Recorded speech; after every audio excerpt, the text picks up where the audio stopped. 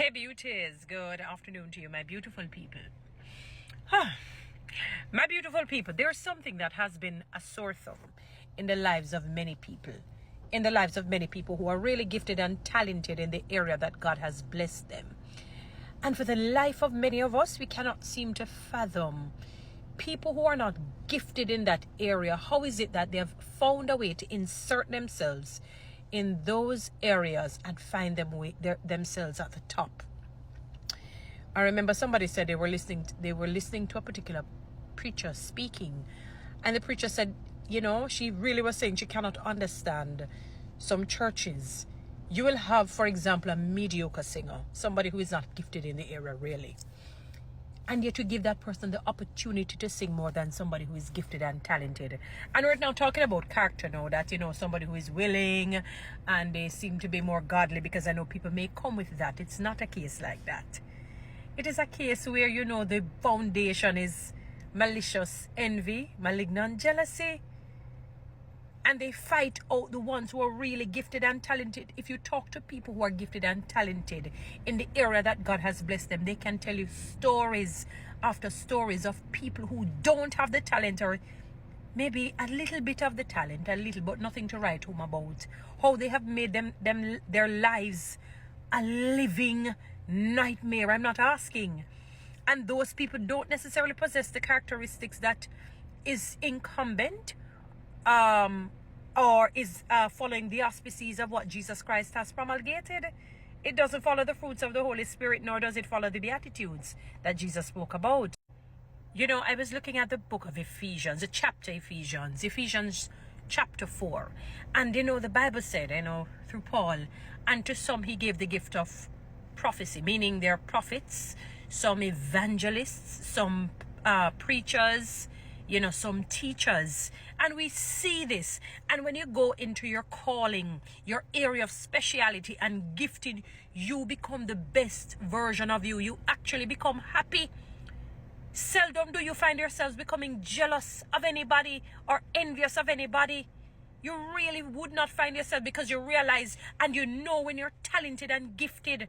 I've seen this all too much. People who know they don't have the talent really, and they find a way to sabotage those who do, because they know they have their own inadequacies. It is not their calling, but because that particular area of gifting and talent is one of the popular ones, the ones that will make you seemingly make a lot of money and get popularity and fame.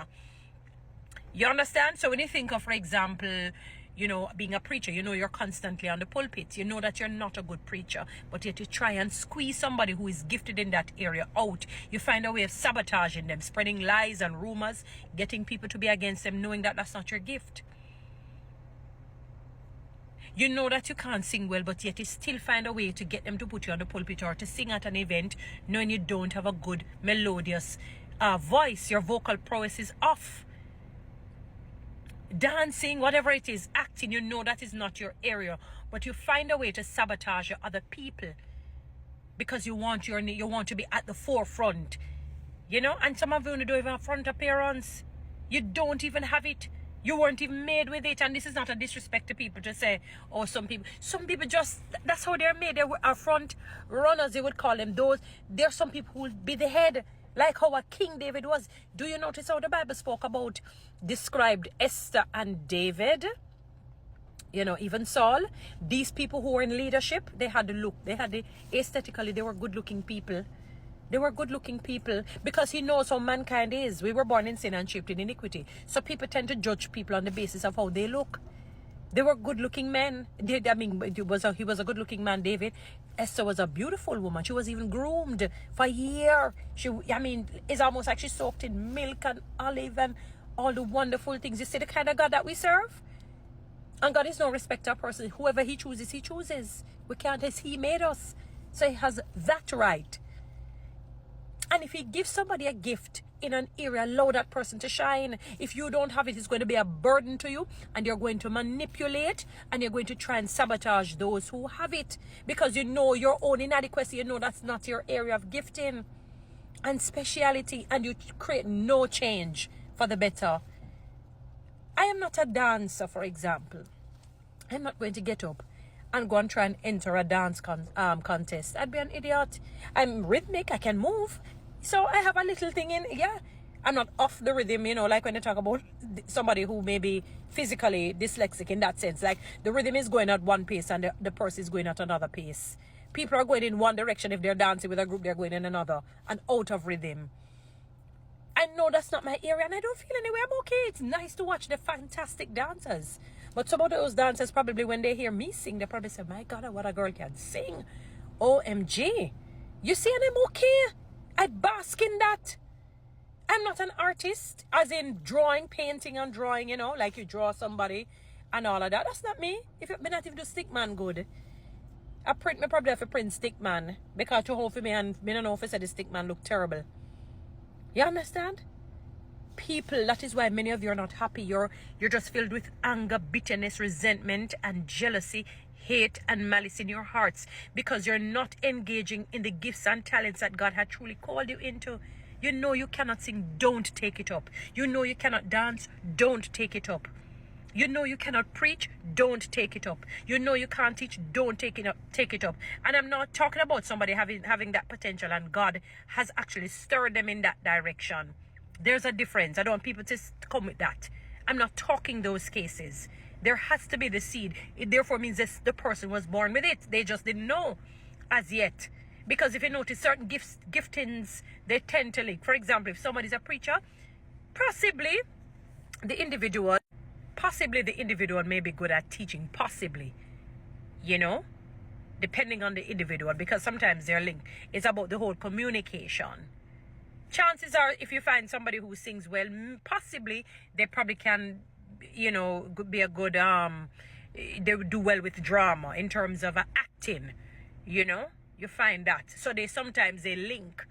You know, you may have similarities. But outside of that, if you know that is not your area, do not go into something that God has not called you into. Because you see somebody do it and it makes them famous or it makes them popular or they earn and you want to do that and you sabotage them. Because the reality is whatever seed you sow, you will reap. You may get somewhat of whatever fame for the moment. But it doesn't last. After a while, you're forgotten. And you're discarded like a piece of cane trash that is juiced out by a pig. Go into your area. Read Ephesians 4. You know, I read the proceeding, you know, and it talked about, you know, be careful of the basically the word that is preached, because you have a lot of wolves in sheep clothing sort of a situation. But you know what? I know people use it in terms of just the false, like a false message is being preached, which is true. But also, when you see something that precedes or proceeds, they're linked with that middleman. And for me, I also read it to be, what will happen is that when you're not given the grace for something, you end up misusing it and abusing it, and you will end up preaching heresy. Or when I say preaching heresy, I don't mean literal preaching. You will end up doing something that is not God-given or God-driven. So you may not be like a deliberate false preacher, false teacher sort of a thing, but your message and your whatever you're promulgating becomes false. It becomes erroneous. It becomes weightless and baseless. It is not accepted. It's not a sacrifice that is accepted by God, because that was not your calling. That was not your calling. Stop fighting on people when you know that is their area of calling. You get what I'm saying? For example, Usain Bolt, he was made to just do sprinting. That was I mean, there's no two ways around that. Michael Jackson, entertainment and dancing. Whitney Houston, singing. You look at that. So to try and sabotage, if some of them were alive, you know, you're saying it's alive and well. You know, Bob Marley, you know, all of that. I can call many other great names. People learn to go into ask God, what is it? You know what you're good at. After a while, when you get to know yourself, there's something that you do. You say, you know, something about this. I think I'm very good at this. You kind of know. So you know, so I'm not singing, not do it. You know, I'm not dancing, not do it. You know, I'm not acting, not do it. You know, I'm not preaching, not do it. You know, I'm not teaching, not do it. Come off. I'm not talking about a potential that you grow into something.